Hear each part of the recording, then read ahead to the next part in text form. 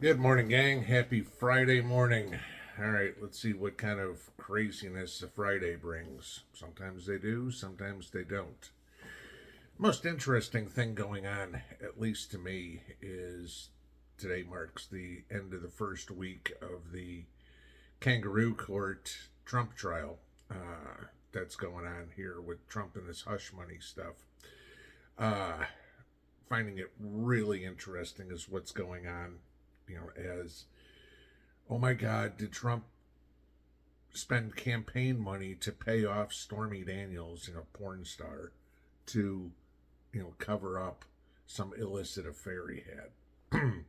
And the funny part about this whole thing, and this is, I'm not going to go into the details of the case, but the funny part about it is there's no crime committed, and the prosecutor doesn't even have the jurisdiction to charge Trump with the crime he's trying to go after. Okay, and I'll explain just real quick. Non-disclosure agreements, NDAs, are very common in the business world. I've had to sign them before. Like when I changed firms from one company to another when I was working on Wall Street, I had to sign an NDA. Different issues that you have. Many times, if somebody's privy to proprietary information, they have to sign a non-disclosure agreement. Okay? So having Miss Daniels sign an NDA is not, there's nothing illegal about it. As for the hush money, okay, it didn't come out of Trump's campaign funds. Matter of fact, it didn't even come out of Trump's pocket, which was kind of interesting. He didn't have anything to do with this, but he's the guilty party. Interesting, right? The funny part is the first witnesses that went up on the stand this week said that the prosecution witnesses, okay, said basically Trump wasn't involved. So this one gets very interesting. So we'll see what happens. But the bigger one is Trump's claim of immunity being heard yesterday, arguments being heard yesterday in the Supreme Court. Okay. And if you watched any of it, if you cut clips, obviously, read any of the stories on it, it's kind of interesting. Now, Trump's defense is he had presidential immunity, which is true. Okay. Now, presidential immunity only goes up so far. As he famously said, he couldn't go walk down into Times Square and shoot a bunch of people. No, you don't get immunity from something like that. Okay.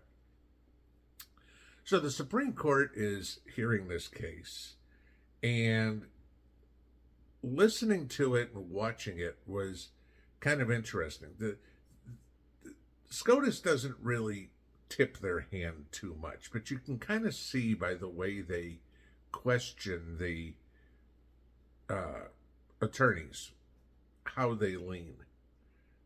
It wasn't a rubber stamp victory. I mean, we won't even know the decision, but it wasn't a rubber stamp victory by impression for Trump. But it certainly wasn't any optimistic outlook for the prosecution either. Okay. Now, the funny part is, this is where you start to see the Democrats panic. They know they're going to get their ass handed to them in November. Joe's got the lowest approval rating of any incumbent president since they started recording it. All these stories of Joe's leading Trump or Joe's within the margin of error. I can't believe that. Okay, I'm sorry. Granted, I'll give you whatever you want to say about polls and polls being inaccurate. Again, remember, Hillary had a 99% chance of winning in 2016, the day before the election. Okay. Polls are not exactly what you call accurate. Statistics are good, but facts are better. Okay. You look at what happened yesterday, and the left is screaming bloody murder, and I'm loving it. Zoe Lofgren, the old hag Democrat from California, comes out and calls the Supreme Court a bunch of partisan hacks. That they're not taking this seriously. They're just a bunch of Trump supporters. Okay. Funny how some of the strongest questions yesterday came from Samuel Alito. Yeah, which side of the political spectrum does he come from? He ain't a conservative. Let's put it that way. Okay. Zoe Lofgren got in and started berating the Supreme Court. They delayed too long on doing this. This should have been more important. They should have put this at the front of the docket. Like, the Supreme Court has nothing else to do. You know, they're only spending all their time hearing arguments on all of the other unconstitutional stuff that the Biden administration is trying to force down everybody's throat. Okay, you know, no problem doing something like this. If it was a crucial issue that the Supreme Court thought was important, they would have heard it immediately. If the Supreme Court looked at it and go, this case is really weak in the first place, we can put it at the back of the docket. Just give you that as an idea. So just by initial impressions, SCOTUS didn't think that this case was going anywhere, you know, that this was pretty much relatively cut and dry. Now, you get all the other Democrats bitching, oh, the Supreme Court's not going to hand down their decision until after the election. True. It's probably usually how it works, okay? They hear arguments, they discuss it, the justices, they spent however long they need to research whatever precedent, not the justices themselves, but their clerks, okay? They figure out what they're going to do. They get in conference. They come up with their decision. And then somebody or somebodies writes the decision and the dissenting decision or opinion. And we're done. But no, that's not good enough for the Democrats. It's going to be too late. It's going to be after the election. See, they are so afraid of Trump winning that they want him off the ballot, period. I mean, they're trying anything and everything they can. States trying to get him off the ballot. Oop, that didn't work. Okay, let's come up with a bunch of bullshit charges. I mean, again, like I said, Alvin Bragg in the New York case, he doesn't even have the jurisdiction to try what he's trying. It's not a state case. It's a federal case if you're using federal election funds. Okay, he doesn't even have authority to prosecute it. But the corrupt judge that we have in that case is allowing it to go on.